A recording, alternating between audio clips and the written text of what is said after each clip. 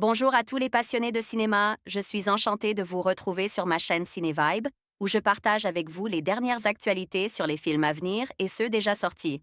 Pensez à vous abonner pour ne rien manquer des nombreux contenus captivants à venir. C'est Bonjour à parti! tous.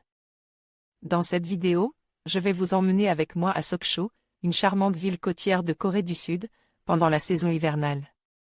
Je vais partager avec vous mes découvertes, des paysages en neige aux spécialités culinaires réconfortantes.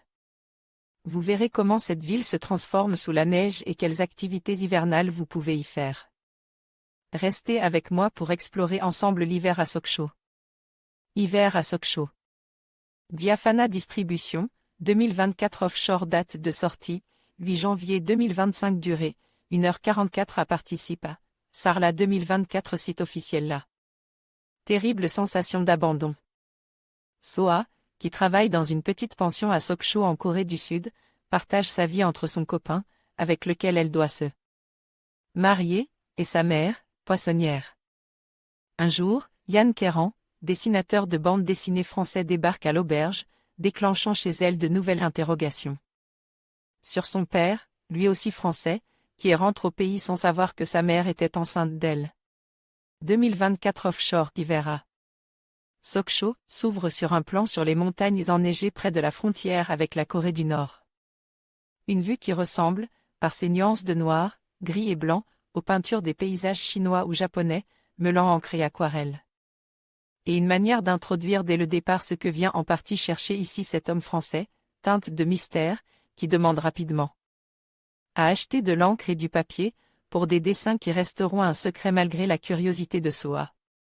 Cette curiosité est bien au centre de ce long métrage délicat, où malgré elle, cette jeune femme tente de renouer avec ce père qu'elle n'a jamais connu, mais dont elle a appris la langue comme un possible trait d'union invisible, au travers de cet étranger. Au fil d'un récit qui prend son temps, adapte du roman d'Elisa Chua du Sapin, s'attachant à de petits details du quotidien, dont la cuisine, ici méticuleuse et particulièrement importante, une certaine complicité va se développer entre elle et lui, alors qu'elle l'aide à trouver ses fournitures ou se retrouve à l'emmener en voiture vers la zone de démilitarisation. Utilisant le symbole de cet entre-deux, d'une guerre qui n'a jamais pris fin, dont des familles séparées souffrent encore, l'auteur évoquer celui dans lequel se trouve son personnage féminin, sépare de ce père imagine, et cherchant inconsciemment dans le comportement du visiteur des réponses à ces questions, voire un lien possible. Tendre par la douceur de son héroïne, ce cruel portrait d'une jeune fille qui se sent abandonnée, malgré l'attention de sa mère, vire au drame intimiste dont les sursauts se retrouvent étouffés par la tranquillité des paysages en neige et l'attitude un peu abrupte de l'étranger. La jeune Bella Kim porte le film sur ses épaules, composant un personnage dont la routine se retrouve déstabilisée par une connivence apparente avec le personnage joué par un Roche Dizem dont la distance semble s'effacer ponctuellement face à ses points d'intérêt. Un film dont l'émouvante tristesse rappelle avec tact qu'en amour comme dans toute relation, les objectifs de chacun ne convergent pas forcément. Olivier Bachelard envoyait un message au rédacteur Anthony Chen Hiroshi Okuyama. Votre note, votre pseudo, votre commentaire.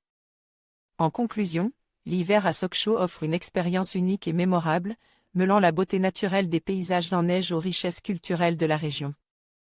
Que ce soit en explorant les montagnes, en savourant des plats réconfortants ou en découvrant les traditions locales, chaque moment passe ici est une invitation à la découverte.